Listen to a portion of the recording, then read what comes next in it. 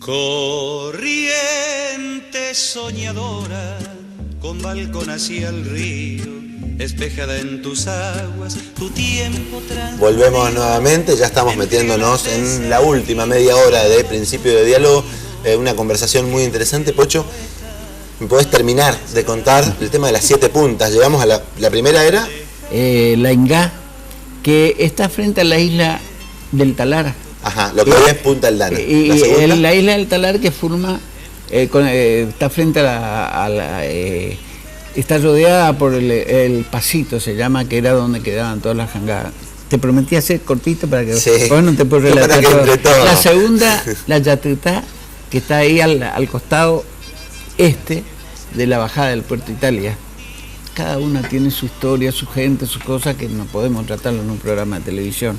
Ahora, la tercera es la Punta Arazá, que es donde desemboca el arroyo Arazá, que es lo único que quedó es ahora desde la entrada del Parque Mitre hacia la desembocadura ahí que tiene al costado hacia el este, está un antiguo mirador que servía sí. de espía para todos los movimientos que podríamos tener en contra de los correntinos. Inclusive era un arroyo muy profundo en donde se estacionaban los barcos, como hasta ahora están los barcos que hoy se conoce como el Faro, que es toda la parte recuperada ahí donde hicieron la cancha. Bueno, y ahí de ahí salía el arroyo Arazá, la gente le llama arroyo Poncho Verde. No, yo mismo llegué a ver el arroyo Poncho Verde que venía por las calles Paraguay y Jujuy y desembocaba antes cerca del puente de la batería, le decían puente de la batería porque ahí en la Punta Arazá se había puesto una batería que le llamaban de San Pedro en la época de Ferré para defender la ciudad.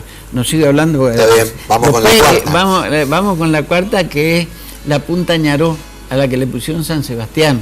Ajá. Que esa es la que más conocen los chicos, sí. Porque iban con su vaina. Y como alumno del Colegio Nacional yo he asistido alguna vez. Bueno, y bueno, de esa punta llegué a ver, por ejemplo, hermanos de don Enrique Ferreira, que era un gran recolector de fotos antiguas, las fotos de los antiguos aguateros de Corrientes, que hacia en el lado oeste de la punta iban a recolectar ahí. Además era una punta con mucho armamento. En 1811 Corrientes rechazó una flota de 22 buques españoles con la batería Bella Vista que se había puesto ahí. Además, en esa punta tuvimos el primer observatorio astronómico que existió acá en El Plata, hecho por el padre Buenaventura Suárez. Es largo todo eso.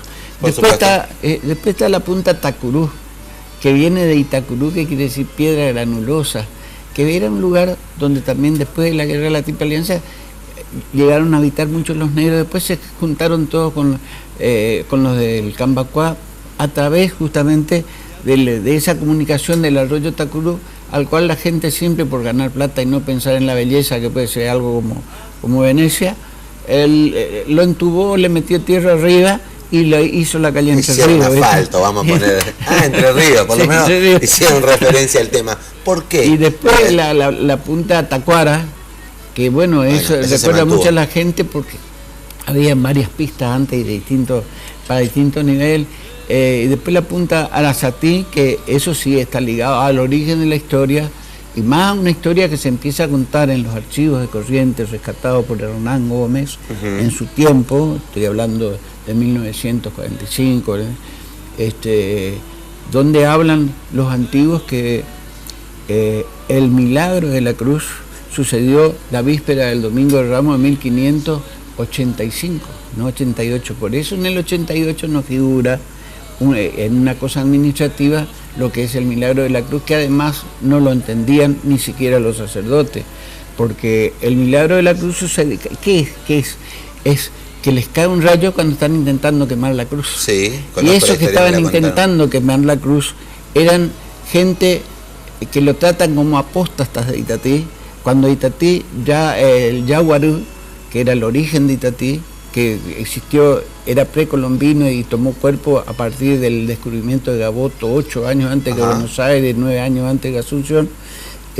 Estaban los misioneros, por ejemplo, en esa época estaba el padre Fray Luis Gámez, Pocho, te quiero preguntar, ¿por qué? ¿Cómo empezamos a hablar de las islas, de las puntas? Esperá, ¿por qué empezamos a hablar de las puntas? Porque le fueron cambiando el nombre a muchas de las puntas, me contabas vos. Sí, le van También poniendo, le por cambiaron ejemplo, el nombre a muchos apellidos correntinos. Y yo te quiero preguntar esto porque una vez me lo comentaste en una entrevista que pudimos hacer. ¿Por qué se modificó los nombres?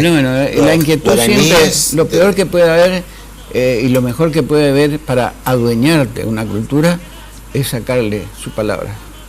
Más cuando el guaraní la palabra era el alma. Entonces hacia 1856, de acuerdo a un estudioso correntino, Nicolás Rojas, que era además estudioso de botánica y de lingüística, hacia 1856 se prohibió hasta el apellido guaraní. Ya en 1825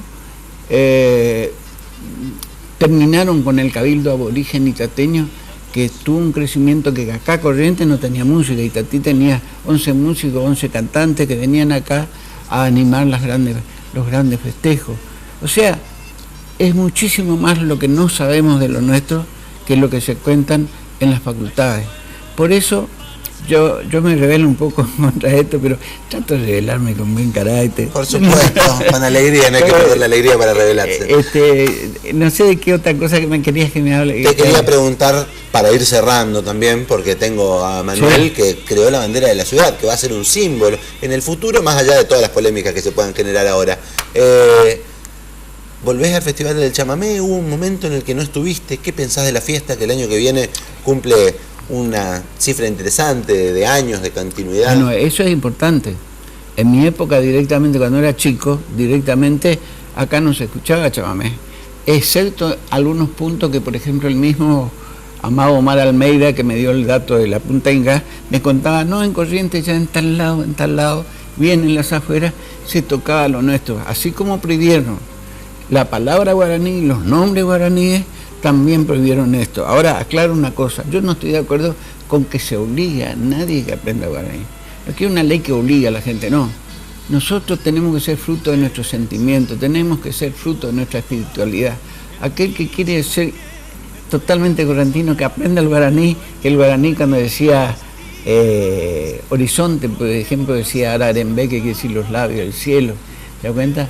Cuando decía otoño, decía aracangú, que es la tristeza del cielo, o la primavera, ararorú, que es la alegría. Y ese ya son formas de traducción religiosa. O sea, hay que estudiar también religiosidad guaraní. 2015 te vamos a tener en el festival. Y no sé, pero yo creo que yo tengo que... ¿Te gustaría estar? ¿Tener un conjunto más o menos? ¿Están ensayando, seguir haciendo música? Sí, porque quisiera seguir justamente por lo menos hasta ese año, porque se cumplen 400 años del traslado de la población del Yaguarú, que es muy anterior, y que con eso se la traslada con la imagen de la pura y limpia Concepción, que ya se la veneraba en guaraní, y se la traslada a Itatí, por eso se le llama a Itatí el pueblo de la pura y limpia Concepción de Nuestra Señora de Itatí. O sea, una historia que comienza mucho más antes de lo que normalmente se cuenta. Muy interesante todo esto, por supuesto que la televisión nos queda corta, nos queda chica para hablar de temas tan interesantes y de los que muchas veces los correntinos no sabemos claramente o del todo de qué se trata. Por eso hoy un ilustrado que nos acompaña. Pocho, muchísimas gracias por estar con nosotros y ojalá que sigas componiendo, porque la verdad que pocas canciones reflejan con tanta belleza lo que expresaste en Corriente Soñadora, que me imagino te debe seguir trayendo mucha gratitud cuando la escuchás. Yo quiero aclarar que a mí también me emociona. Yo lo único que hice fue la introducción y el valsecito de la parte media, pero el vals que se canta es de un querido amigo que era Rodolfo Seane Riera, y que noté, yo lo presenté en un festival de Canción Nueva en el 77 y veía cómo la gente de la ciudad se sentía involucrada, se sentía que eso le pertenecía y fue todo un éxito, ¿no es cierto? Ya habían pasado 5 años de la presentación de mi conjunto y de las grabaciones en EMI, en CBS y después en Sony Music, son sellos internacionales que desparramaron mis cosas. Japón, Finlandia, Escandinavia. De lo último que me grabaron en Alemania, por ejemplo, 4 grabaciones de Ayaité, todo en alemán, que cada uno no sé cómo canta. Qué interesante, ¿no? Poder escuchar eso.